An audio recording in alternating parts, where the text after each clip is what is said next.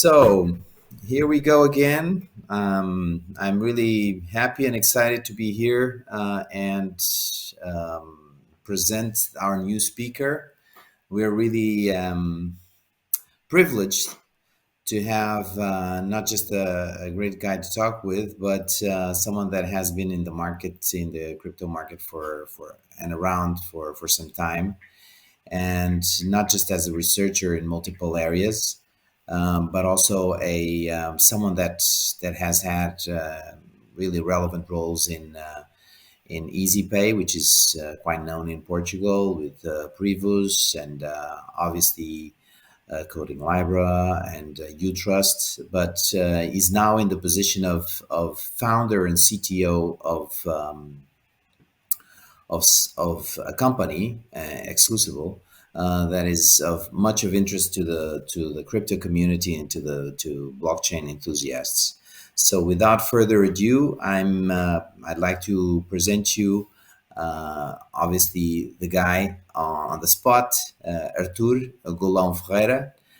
He's gonna share with you some great insights on NFTs and other areas. Artur, go ahead. I think we're. Sorry. I think It's my okay. Okay. So thank you, Rui, for the invitation and to be here to present not only a very good topic that are the NFTs, but also to discuss a little bit with the audience. That of course we'll have some questions that I can answer.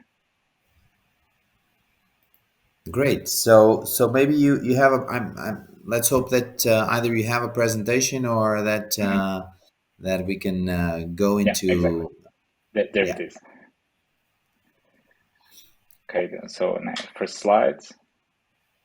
Okay, so a little bit about me first, then Exclusible. So I have been around crypto first as a guy that liked technology regarding the Bitcoin blockchain, and I did my first mining rig in 2013, and only went into the professional side of it in 2017 with Utrust, a cryptocurrency payment gateway. But the origin of the cryptocurrency payment gateway was brewed in EasyPay, where I was CTO, actually one of the youngest CTOs ever in the financial institution landscape in Portugal.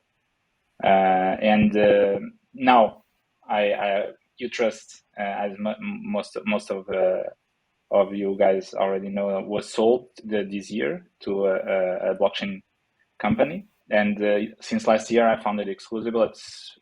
The whole focus is on the luxury vertical of the NFTs and the Metaverse, since that the whole Metaverse landscape is still too young, so there's no proper player in that. So next slide. Okay, so a little bit about Exclusible. And Exclusible not only is the Web3 partner for the luxury experience focused on the luxury brands such as Asprey, Bugatti, but we also do curated. We have a curated marketplace and a unique presence in the metaverse. Not only one metaverse, for example, we could only be on Decentraland, but we are also in Sandbox, in Spatial, where we actually launch projects with. So we are agnostic of the metaverse, and this gave us a lot of credibility for the community. And for example, our biggest post on LinkedIn, as an example, is because we did the research on 180 metaverses, and a lot of people started to ask, okay, please share your feedback, because we focus a lot on the research and try to understand, since this area is very new, and we spend a lot of time testing and see the potential of each of the metaverses that we find, so we can make a bet on a couple of them and actually create real estate for those metaverses. So far, on the NFT and the metaverse side, we did 9 drops. We sold out every one of those. It's unheard of in the whole NFT landscape. and we will do this Saturday. I hope our tent sell out with a very known brand of watches, Frédéric Constant. And yeah, so basically the gist of this, we help luxury brands to come into the NFT and metaverse with experiences and NFT drops. Not only for collectors, of course, it's for anyone that likes NFTs and want to have a more attached on the sense of the community to the brand itself. Mm-hmm. Next slide. Okay, so basically, what are the NFTs? So most people more or less heard of the NFTs last summer, right? Because there was one of the biggest explosions since the ICO days in 2017 on the crypto markets. So, and it was all about NFTs, right? But NFTs is a technology, is based on the standard on the Ethereum blockchain, ERC 721. And this was not actually created last year. The standards has been since 2018, and but only exploded last year. There has been some projects that actually implemented this beforehand, but again, the market was not there for them to actually be visible. So most of the known ones, like the Bored Apes and the CryptoPunks, were the ones that caught the eyes of the public. CryptoPunks because they were one of the first, and especially part of them are actually a ERC20 token, because the standard of ERC 721 didn't exist. And the Bored Apes because they were the collection with more not only more buyers, but they got a solid community around them. Not only because of the art, but created, and the phenomenon of community is very present in the NFTs. So let's jump into the next slide. Okay, so the NFTs, besides being just a cool picture, is more than that. It's a gateway for anyone that possesses an NFT from a project to actually engage with that community, right? First, it's because it's your own. You have full ownership of the NFT.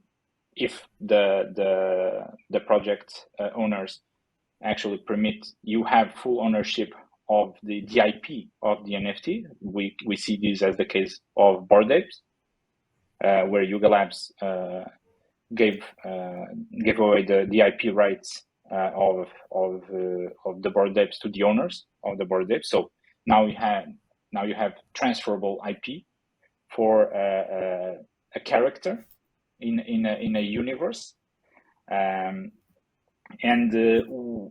this started creating a lot of enthusiasm, right? And it was a mix of both people being too much time at home because of the lockdowns, and the whole crypto community started seeing the first non-financial product coming out of blockchain, because what the NFTs made a lot of buzz on the crypto community is because they were not a token. They were not thought out as a financial instrument. They were thought as a creation of an asset or a class asset it's just transferable, and the value that it has is based on the perception of the community that owns it, and so it creates the tribe feeling, and like it or not, puts a value over it, and that's where the craze of the NFTs came, is because eventually a lot of people started doing a lot of promotion on the NFT bags that they had, and the price increase of those assets created another wave of enthusiasm that eventually it was like a domino chain, right? eventually it blew up in a couple of months. Not only because of the financial gains, right? Because there are a lot of speculations in the crypto market. So on the NFT side, of course, it will be, but also because it created a strong bond between the members of those communities. We see, I think that's the best community right now, for better or for worse, is the Azuki community, because they are very focused on what they are offering and type of experiences that they give to the NFT holders. Next slide. Okay, with this, then became a status symbol, right? The most expensive ones, the Bored Apes, were at one point were as expensive as a Rolex, and now they are expensive as expensive as a Patek Philippe. So we have seen a lot of celebrities, namely football players or American entertainers, to actually purchase and display them as the Twitter profile picture, and that because the Twitter profile picture being an NFT has become a way to show to which tribe you belong to. So again, if you do this for the small projects, eventually you will do this to the big projects and will become a status symbol. The next slide. And with this evolution of the tribe in the NFTs, then it became clear that the next step would be how do we interact? What do we build next? Of course, this didn't come out of like in a couple of months, right? This was a trend that was already ongoing, and the emergence of the NFTs as an economy created the correct playground to actually the metaverses, and the metaverses are basically open worlds where people can actually purchase the lands and they have full ownership over the lands on that open world, and created the perfect playground because you had the buyers, you had the incentives, and you could actually interact. So that's when Sandbox, Decentraland, and Spatial blew up. We have other examples like the NFT Worlds, which captures the whole Minecraft crowds with a world per NFT, which was a very clever move. And on the other side, we have been seeing more and more approaches or tentative approaches to this market from the big players, or like Fortnite, Roblox, even Discord had tried to do some things on the NFT area. And what we have been seeing is that the biggest growth on the metaverse came right after Facebook rebranded to Meta. So basically, that was the major validation for the whole landscape, that the next step on the internet of basically the whole world would be the social and the interactions on the metaverse themselves. So that basically validated everything, and then from September onwards, a lot of brands actually contacted us, not for the NFT, but for the metaverse, to try to activate metaverse experiences. So it was a very interesting phenomenon. So that's why we eventually added, I say we, the Exclusible, added the metaverse vertical, because it was an easier gateway for the luxury brands to actually enter in these new areas. Next slide. Artur, let me just ask you a question, because I think this is Sure. this is quite relevant, because what we're especially witnessing is a shift in business models. So one business model is mostly based on ownership and trading digital assets. The other is actually a business model that relates to royalty based on digital assets. Now we have real estate, digital real estate, and probably we're going to move into a different business model, which will tend to be a much more sophisticated community-based business model. So I'd like to know. I'm sure that probably we're getting some questions, but this is the kind of because we're at a business school webinar. It's always great to have your perspective of what will be the trends in terms of business model evolution. Okay. So from what we have been seeing, because it was funny, we did a metaverse activation on Sandbox for BCG, and it was funny because most of the partners said that they had never have seen BCG interact with a startup before.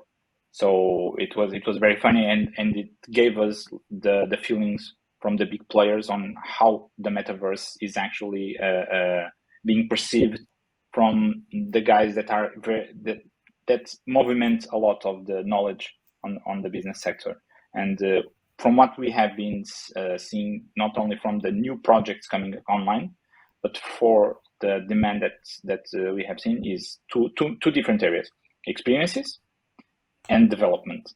On the development side, we have been seeing a lot of demand for real estate on the metaverse, and by real estate can be a typical design for like a physical house, but on the metaverse, to interactable stadiums to give concerts. And these extend from having full ownership or just rent for an event. And this actually is something that is becoming more and more prominent. Major brands that want to do an activation on Decentraland, on Sandbox, on Spatial, much rather prefer to rent for a week a very well designed, a very well created stadium on Decentraland, for example, than to actually pay to build their own, because they are not sure. They are still experimenting with this. So this is the first vertical, the development and the rent of real estate. On the second lane is the experiences. So the experiences come not only from owning the NFT, having royalties based on owning the NFT, and putting on the other side, you own the stadium, you receive royalties from the events that happen there. So someone rents your place, you receive a royalty from it, even if you're not managing it, and this happens on the blockchain. So it's most of these actions are automated, and the next phase is still on the experience, is to create your own community, and with the NFTs you can reward them for not only for their loyalty, because the more you hold the NFT of a brand or a project, right? It means that you believe. So the holding is something that will give something. Now I won't say profit, but will give you something throughout the journey of that project. But I think that in data, comparing to Web 2 was data. Data was the most valuable thing to Web 2. On Web 3 is the community, and this, I think this is the type of experiences that you can have with the community, and what you can create will be what will give value not only for your brand but also for your future revenues, because the more you can attract, or the more community value is deposited on your brand, basically the biggest the impact on, first, the market, the NFT market, and second, as the brand recognition, because again, this is a new landscape. I'm gonna accelerate because we got a couple of slides and we've got some questions coming in. So I'll first of all I'll ask a question from Miguel Pinho Carvalho. He's a senior manager at PwC, and he asks, what kind of experiences do the developers, I would say in this case developers slash creators of the NFT, offer to the community of NFT holders? So okay, so yeah, this is very. There's no project that's equal, right? Can be from just the image of the NFT, can be an image and plus some digital assets, can be an image plus some wearables on one of the metaverses. And for example, with Asprey Bugatti, one of the experiences / utilities is that you can redeem your NFT for the Asprey Bugatti statue, like a physical item. And this is one of the Is main it a reasons burn? to Is it a they burn or is change it this. No, they change the status on the metadata for the ones that are redeemed. okay? So there's And no. Would you say that there would be a burn offering as well? So you'd acquire the NFT, and once you trade it for the analog version, or the, let's call it the physical version, the you could physical, burn yeah. that NFT. Yeah, there has been some project that actually did the burn. So when you minted the new one, you would need to give the old one back, and that old one was burned, so that the total supply would decrease. It's not common, right? Because there's not that much use cases for redemption on the NFTs, but as we move forward, I think that this will be more and more common to actually Okay. have those mechanisms. Okay, great. Another question, quick question before we move on. Ricardo Castro is a DeFi and blockchain enthusiast. How do you think NFTs and blockchain can reshape the publishing industry as we see it now? Well, it's so besides the membership, because that's obvious, right? Having a membership I'm looking this as the publishing industry, newspapers and books or arts on paper. First is the membership. I think that the membership will be the most common one, but on the more art side, either be a book, either be a comic, either be I don't know, even a small web series. What I actually see is that it will shape a lot on the interaction with the community, because the community can actually own the characters, right? For example, they can own the characters of the book, of the series. They can actually make. I have seen one project doing this. You can actually own the pages of the book, right? And from a financial point of view, this is great, because now you can, as an independent author, you can easily reach an audience and can finance your project, right? And create a community similar to the creation of a fan base, similar to what we have seen with the Harry Potter series, right? A lot of fans are so dedicated and love so much the series, right? So, but the only way of extracting value from the community is actually create merchandising around it, right? But with the NFTs, you can actually sell to the community and let the community create their own derivatives from the stories, sell the characters, and for them to create the derivatives over the stories, and maybe, I don't know, have some royalties over it. So I think that the whole mechanics will change, and the way that these new projects come online will change the landscape, especially on the creative side of things. It can be comics, can be fan fiction, can be regular literature, and yeah, at least that's the vision, or how I see, based on these first steps, that a lot of these projects on the art segment have been doing. Okay, let's move on with a slide. So I'm just going to hold a little bit the questions, because some questions are coming in, and I just want to make sure that Artur delivers everything, and then we'll go for the Yeah, questions. Okay. yeah. This is the last slide, so it's okay. So okay, NFTs, cool. It was summer 2021. Okay, but what's next, right?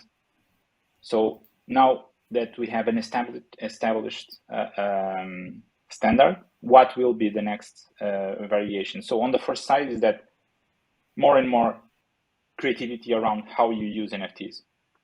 It can be access tokens. Imagine your movie ticket being an NFT, right? You just need to to present proof of ownership. Can be a proof of attendance, like you go into an event by Gucci and you redeem your proof of attendance, so that you have proof that you were there. This is really cool, because then the brand can track the most loyal and participant members of the community. It can be a drive to store, can power a drive to store. You go into a store, and a Gucci store, and because you went into other events, you have a special session with or experience in the store. So it starts to create a lot of gamification over the typical experiences that people do, that go buy something, right? So basically, you enrich the buying experience. The other part is creating DAOs, right? A collective group of artists that create a project and then issue an NFT based on the building blocks of that collective, and can be giveaways, right? Because right now doing giveaways on the digital side is actually something tricky, right? How can you claim ownership over something?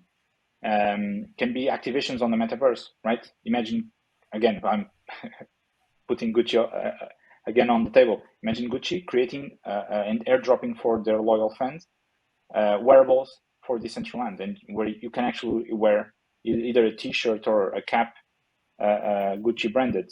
So the utilities will be the next evolution in the medium term for the NFTs. But on the long term, there will be other evolutions. For example, the standard that was finalized and published this last week was the non-transferable tokens. They call it soul bound, where the token is bounded to that address. You cannot transfer it. And this is very interesting, because there are actually use cases, and being a university, you know that if you issue a diploma to someone, right, a degree, that's not transferable, but there's the action of the university giving that to you, right, and other people consulting it, so that you have the degree, right? So these next evolutions of the NFTs, again, and the NFTs is just the cool word for a standard on the blockchain. So the more standards that are being created, the more things we can actually do that otherwise are actually complicated. For example, a university creating the degree is something that it's still on paper, although it's a record on the database of the university servers, but it's still a process that's very lengthy. And when a company, another university wants to consult that degree, you actually need to deliver it to them, right? And this whole process now has a standard that will simplify everything. So this is basically the next wave of standards, and we see these on the blockchain industry. We see these every 2 years, where there's the hype phase that we have seen. Now there's the drought of disillusionment. The down of the market.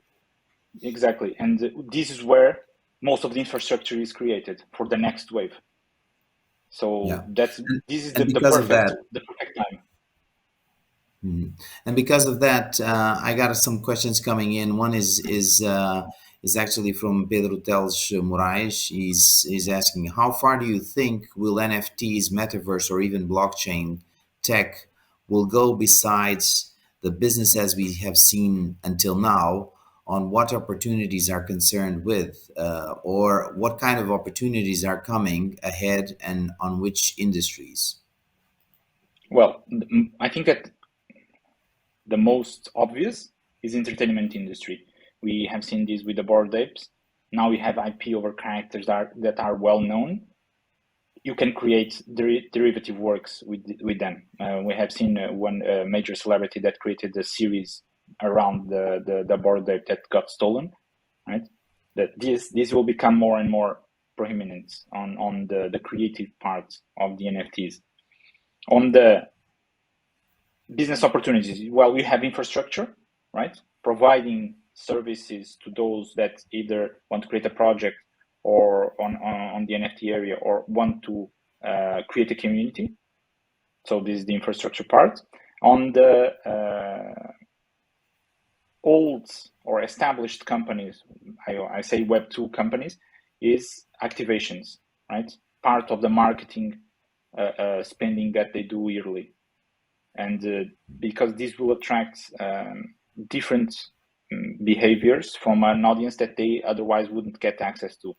As an example, we have seen through our interactions with the luxury brands that a lot of people on the blockchain industry actually didn't like luxury brands, but since those brands starting doing activation and speaking the same language, now they are spinning differently, right?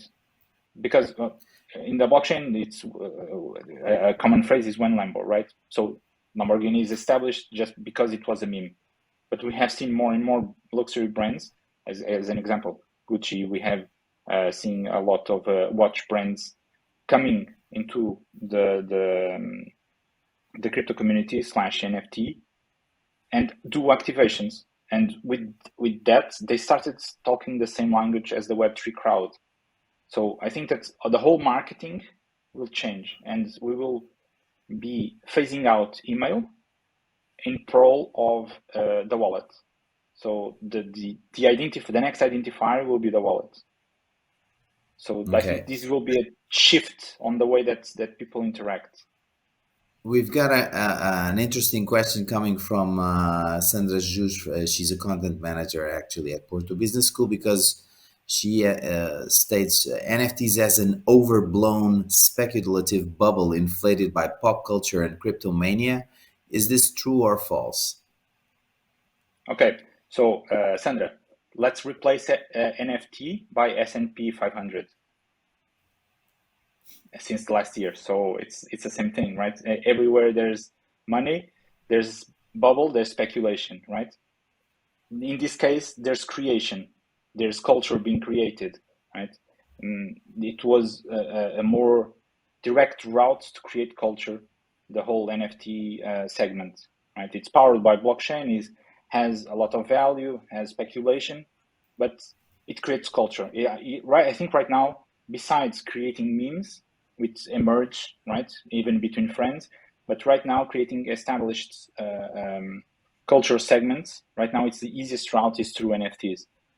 Of course, it created speculation, it created a bubble, but it's here to stay, regardless of it's popping or not. Yeah, and as a segue of this, as a segue for this question, I have one which is I have my own ideas on this, but I'd like to hear you out.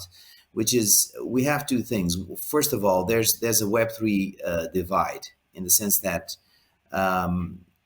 as if we did not already have a digital divide, we're getting a massive Web3 divide. So not just from the perspective of what we just heard from this comment, which is like speculative bubbles and a little bit of a mania, but as well as the people not understanding enough about either the technology or the business models, or even the benefits to communities and society in general. What do you think is something of interest in terms of reducing this Web3 divide? Oh, well, the major pinpoint on the whole Web3, not only NFTs, is the usability. Well, people are not used. It's going back into the 90s. It's the same as you would need to share your IP address with your friends, and most of the persons didn't even know what an IP address was. So the same is the wallet. Once this entry barrier is solved, I think that it will flow similarly as the previous waves of the internet. Just to add one thing, and the digital divide.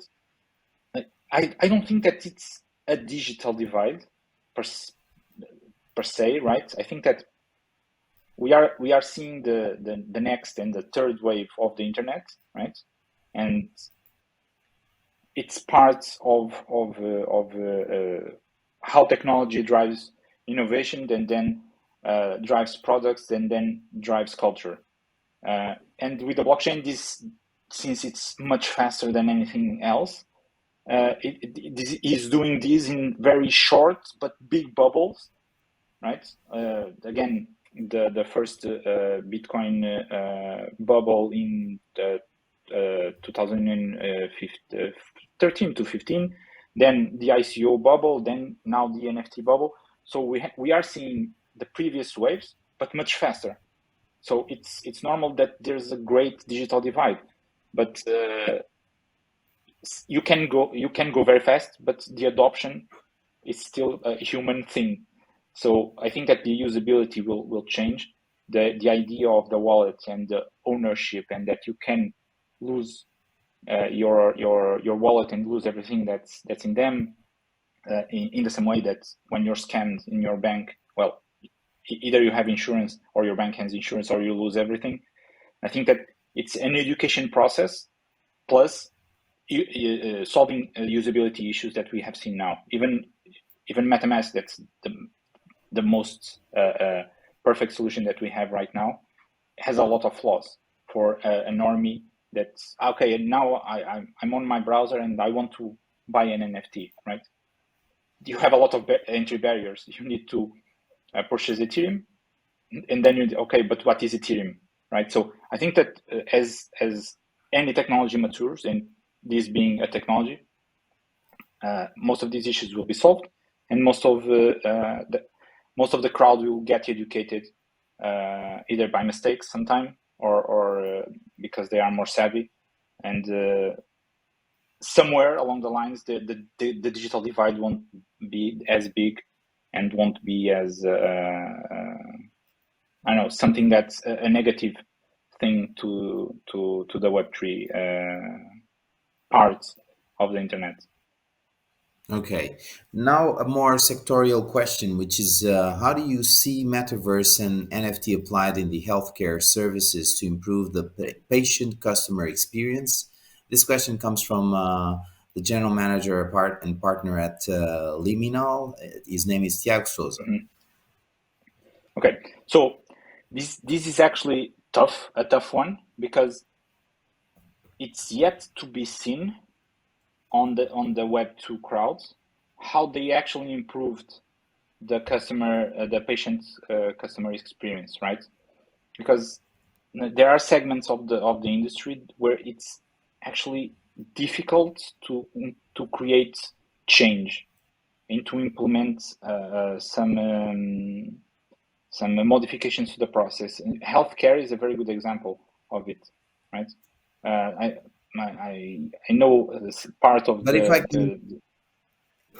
I can help on this, you actually mentioned sticky NFTs, and this is something where I believe where we're going to have NFTs as 100% owned and 100% non-transferable NFTs, which can be not just the fact that they can hold your healthcare data or your health or your biometric data if you allow it to, but actually you can either trade that data or actually share that data with a specific physician that you want to work with or that you want to collaborate with. So this patient, let's call it patient doctor customer experience, can be enhanced in this way.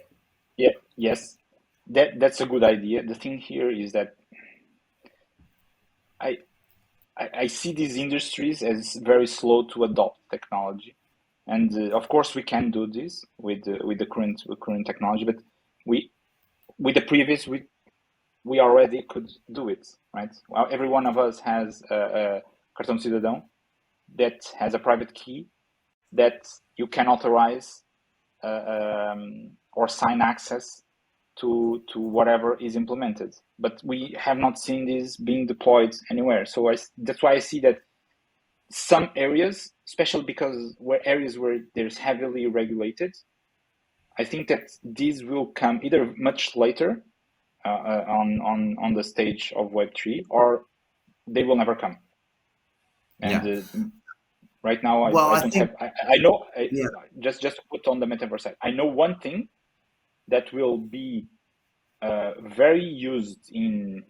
Again, it's a difficult area. Maybe in 5 years, is virtual reality on surgeries and on patients, doctor-patient consultations remotely. These I can see, because the I don't know if most of you already tried an experience with VR, but the type of immersion on the environment is something that nothing else can actually compare. It's very immersive, and this is the area where I see that will, especially on medical training, it will be mind blowing. It will leap when this starts being implemented, especially on universities. The type of the easiness and the velocity of learning will increase by 10x minimum. Yeah.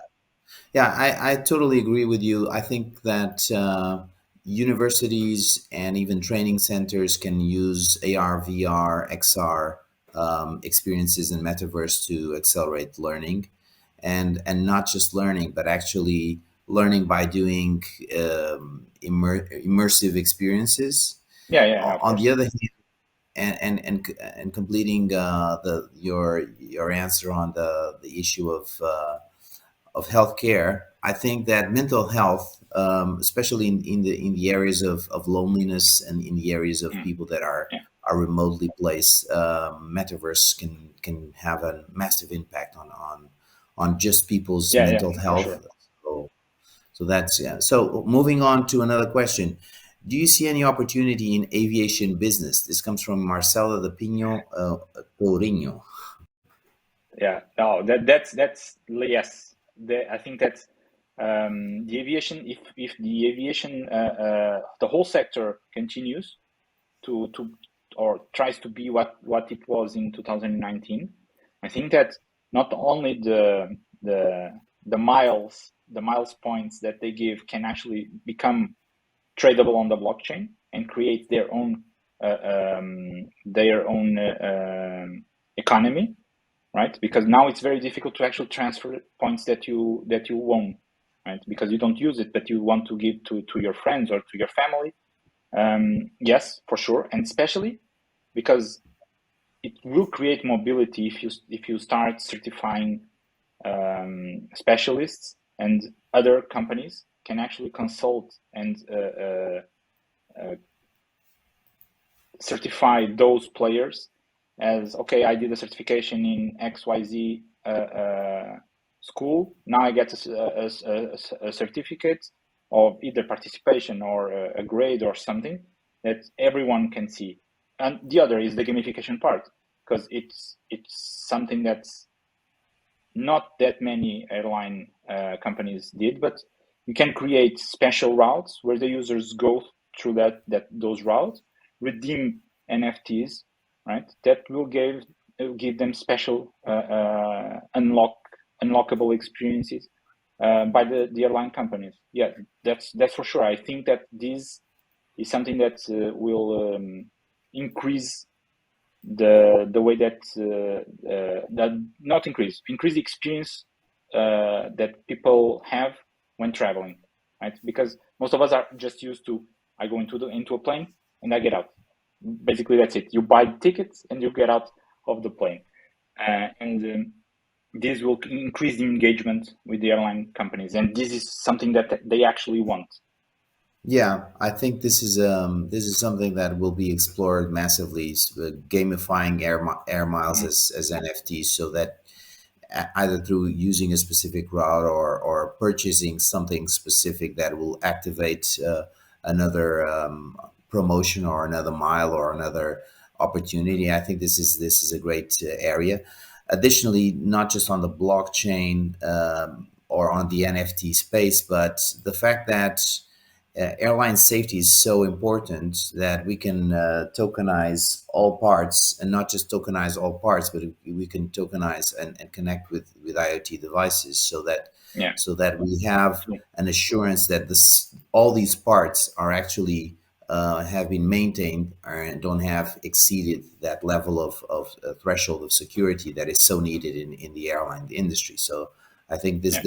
there are massive opportunities here. Yeah. Moving on to the That's for next sure. one. Yeah. Between two very similar NFTs, how can we distinguish which one is the original, or even if they are both original but only slightly different? Is there already some way to help decide? This comes from the IT manager at Superboc Group, Pedro Moreira. Okay, that's again, Pedro. That's a usability type of question, right? Because either the address, the contract address of the NFT, and you can verify that that NFT is bounded to that contract address, right? And you validate it manually, or you go into OpenSea and see if that collection is validated, and if it says like the blue check mark, so it's a valid collection. Otherwise, there's no way to actually see if an NFT is the legit NFT or it's not a copy. So again, this is again the usability part that is still missing on most of the Web3, right? On the Web2, we still have this a lot of phishing happening with the similar named websites, right? Especially on the banks, some missing letters on the domain names that people don't pay attention, right? But in this case, the certification of collections is something that some players are trying to do, but it's very difficult, because either there's a standard that everyone plugs in, or everyone will start creating their own standards, and it will become impossible to actually integrate 17 standards, right? So again, this is a usability. How you create safe collections where even if there are copies, people can actually verify, okay, is this board date that is being sold on OpenSea from the original collection, or is it just a copy, or might not be a copy, might be a derivative, right, from the original one. And there's no way to certify. There's no entity, there's no project that's dedicated for this verification period on the NFTs. Yeah, this is this. Before moving to the next question, I have something that I've been thinking lately, and especially last weekend we had a excellent lecture on from a professor from the Israeli university, and there was these conversations on new behaviors, new emotions, and based on because behaviors like ghosting, which is something Mm-hmm. that it's a social behavior that it didn't exist say 20 or 30 Yeah. years ago, and this is a behavior, social behavior that is actually accelerated by technology. Do you think that NFTs and metaverse will actually generate new types of behavior like physical social shyness, because people will be so immersed into the metaverse that they don't have that specific contact face to face that will generate different kinds of behaviors that we're not even expecting what kind of behaviors we're will like ghosting is a good example. Mm-hmm. Yeah. Yes, because that's what happens in every new medium of social interaction, right? Why there's ghosting? Because there's real time communication through text, right? So now imagine uh, being on a metaverse and applying the same principle, ignoring that specific person, right? Even though they he or she can see you, right?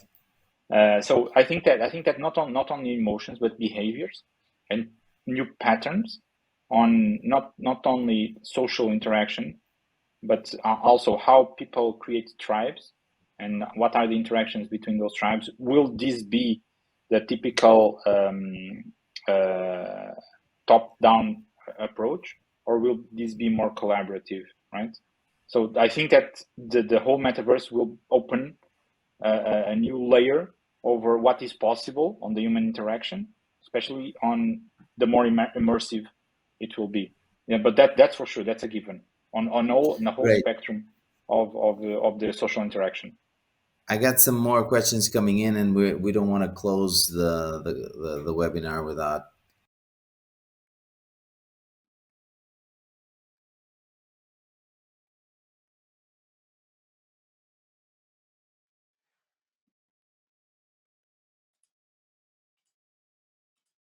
I think that Rui got frozen. AR, VR but surgery. Okay.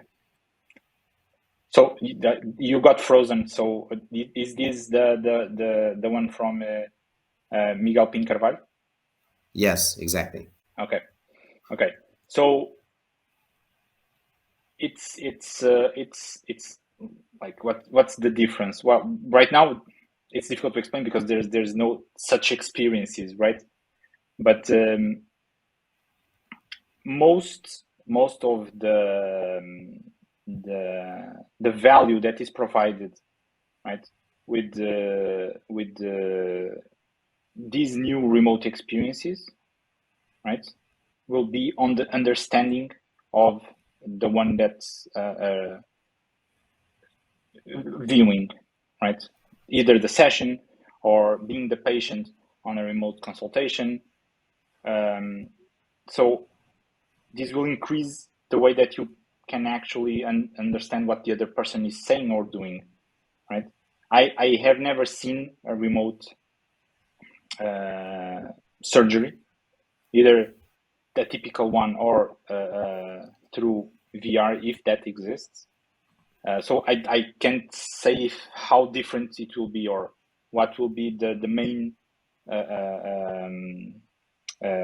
increase in experience with that. But I'm almost sure that on the understanding from the patients, it will increase. And at first they will think that the whole experience is weird because it's new. But the more they get used to, I think that this will be more visible on the old ones, right?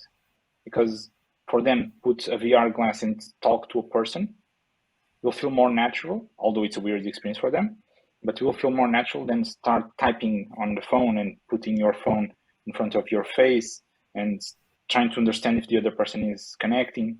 I think those will be the demographic that will be that will have the most gains with those experiences. Besides the on training people.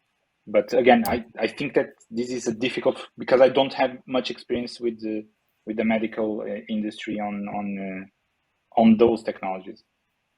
Okay. Do you see any opportunity in the area of interior design, architecture, cladding, retail? This is from Arnaldo Pereira, commercial administrative from Azul Marmol Revestimentos. Okay. I don't know what cladding retail is, but I assume that it's based something on the way that interior design is built. But yes, there has been a lot of search, not for the interior designs, but someone that can create projects on interior design with 3D solutions. This will explode. This is an area that will explode with the metaverse, because similar to what most of us, I hope, that already played with life simulators or building simulators like SimCity or The Sims or other type of things, people will actually want to do this on the metaverse, because metaverse will become their home page on the Web3. It will be their home that they will invite people to gather in. So this will be a booming area for sure, and as an example, all the main buildings that we did for Sandbox and Spatial, the interior of those houses were a main worry for us, because everything needs to make sense. You need to actually feel that the place that you're in is comfortable, right? And this is difficult to achieve if you don't have someone that actually knows about it. So yeah, this is I say it will be, but right now it's a booming area. Okay, just to add my 50 cents, I'm not sure if I'm getting good Wi-Fi connection here, but on the cladding area, if you think about, and this was talked previously about actually building NFTs, the company that actually builds covering solutions, be it floor covering or wall covering, and building NFTs that are on buy, and they could be a community buy. So if you buy enough NFTs, you can actually own that production of that specific cladding or that specific wall covering. Okay, more on the B2B side. Yes, or on the retail side, in the sense that you're accessing a website where you can buy different types of cladding, but buy them as an NFT. And once you've paid enough for them, they can, I don't want to call it burn, but they can convert it into the production of an actual physical cladding solution. Okay. So that's something that is that can be of interest. Now, what is encapsulated in the metaverses NFTs world that enables the deploy of these services? And this is another question from Miguel Pin Carvalho from PwC. I'm not sure if I understood the question. What is encapsulated in the metaverse that enable the deploy of these services? What services? I'm assuming that the service. I'm trying to understand the different angles of the question, but I'm assuming that the services that we're talking about is mostly what we talked about: ownership and rental and royalties. So how do you deploy the services, and what's the probably the transfer logic or the monetization logic? But I believe that if Miguel can rephrase the question, we will clarify probably. it, please.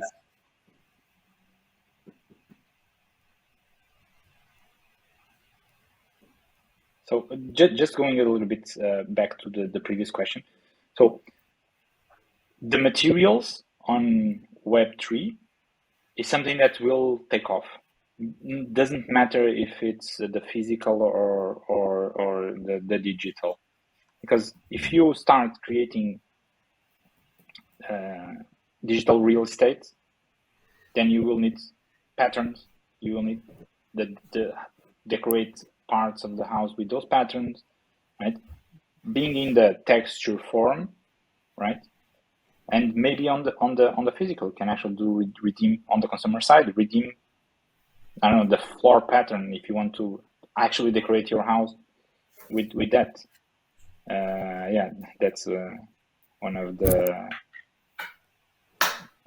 buildings. This is actually a building on one of the islands that we created for a Swiss billionaire. But again, this is Sandbox. This is a Minecrafty metaverse. But we have on the special side, what we will deliver in June is a much more enriched and 3D, real 3D, not voxel like Sandbox. And I totally see a lot of the industry that focus on interiors, being on the industrial side and on the services consultant side. This will boom. I think it's inevitable. Similar to how the Web 2 industry boomed the designers, right? Before, designers were just illustrators that created some banners, some business cards, and then it just exploded that whole segment. And now with the metaverse, that the interior designer will be digitalized, right? And that area will explode because now there's a market, now there's demand, and everyone will adjust, right? Because it's a new segment, not only physical things right now. And we have seen this, especially with digital clothing. I think this is the first step. First, the digital wearables, right? And then the digital houses. I think that's inevitable. Yeah. Well, this has been 1 hour that just flew. Going back to the airline industry, and we'd like to thank Artur for piloting this hour. It's been great, and it's been a great pleasure, not just to hear his experience, but to actually exchange with all the present people. There are a couple of news, as I said in the previous webinar. We're actually building this community of mentors, and Artur is one of the mentors for the course of a blockchain executive program from Porto Business School. So the students that will attend the course will have the access to the, let's call it, the mentorship from different mentors. And with that, I'd like to thank everyone. Thank Artur, especially thank Artur, and thank his time and his insights and sharing all his experience. And we'll see you around in another webinar. Thank you very much. Thank you. All right. Thank you.